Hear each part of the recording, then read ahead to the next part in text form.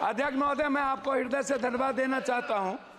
सबसे पहले मैं माननीय मंत्री महोदय जी, मैं आपको शिक्षक जो सरकारी स्कूल में शिक्षक हैं उनमें और प्राइवेट स्कूल में शिक्षक हैं, उनकी दोनों की गुणवत्ता, आपसे मेरा आग्रह है कि शिक्षक की गुणवत्ता को जब तक आप समय समय पर 3 साल, 2 साल, 4 साल, 6 साल के अंदर 3 पीरियड के अंदर उसका एग्जामिनेशन या उसकी ट्रेनिंग पीरियड को आप नहीं लेंगे तो सरकारी स्कूल के जो बच्चे हैं वो बेहतर भविष्य उनकी सुरक्षित नहीं होगी।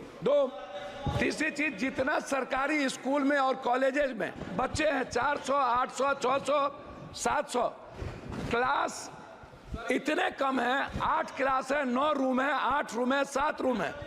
और स्थिति यह है स्कूल और कॉलेज में कि 20% बच्ची के लिए मात्र शौचालय बना हुआ है। मेरा कहना यह है कि जो बिहार या देश की जो सरकारी स्थिति है, आप सबसे ज्यादा बिहार कोटा में बिहार जाते हैं पढ़ने के लिए, आपको पता है अध्यक्ष महोदय।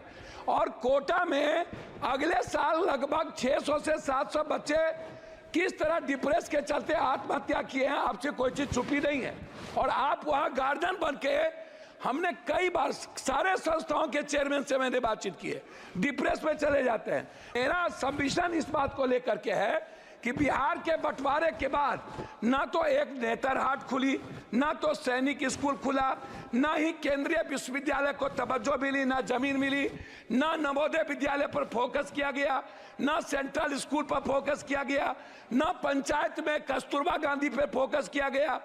बच्ची के लिए कोई सुविधा नहीं। हम लोगों ने केंद्रीय विश्वविद्यालय का मांग किया था पटना यूनिवर्सिटी को लेके। एक केंद्रीय विश्वविद्यालय भारत सरकार के द्वारा मोतिहारी में खुली, जिसका इतना अनैतिक है। शिक्षा मंत्री महोदय, मैं चाहूंगा कि हर परिस्थिति में वहां के जो विश्वविद्यालय के वीसी है उनकी पूरी कदाचार की जांच जो मोतिहारी है उस पर, और पटना केंद्रीय विश्वविद्यालय को बनाने का मेरा आपसे आग्रह हो। एक पूर्णिया कोसी सीमांचल का पूरा दूसरा उपराजधानी, मैं पॉइंट पर दूसरी उपराजधानी है मेरा, मैं 2 मिनट में खत्म कर दूंगा अध्यक्ष महोदय, थोड़ा दूसरी उपराजधानी है। क्या आप केंद्रीय विश्वविद्यालय बनाने के लिए पूर्णिया कॉलेज को आप देखे हैं? दूसरा चीज है डीएलएड और बीएड। लगभग सरकारी कॉलेज में डीएलएड और बीएड को आपको खोलना चाहिए, क्योंकि शिक्षक को बढ़ाने की जरूरत है।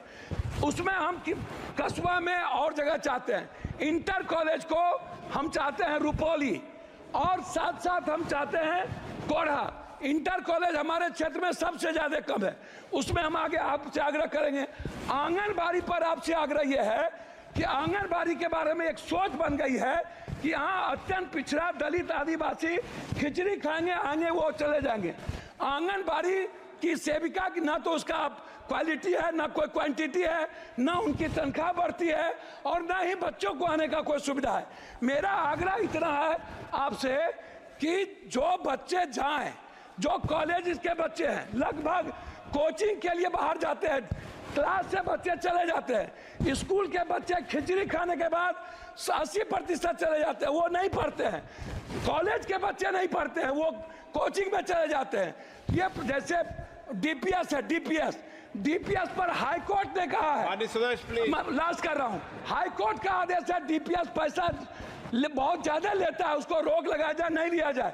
डीपीएस के जो संस्थापक हैं वो लगातार गलत कर रहे हैं। जैसे अंत में अध्यक्ष महोदय एक सेकंड में खत्म में बात खत्म करिए तो अध्यक्ष महोदय एक सेकंड में, अध्यक्ष महोदय एक सेकंड यूपीएससी, बीपीएससी या एसएससी का जो एग्जाम होता है,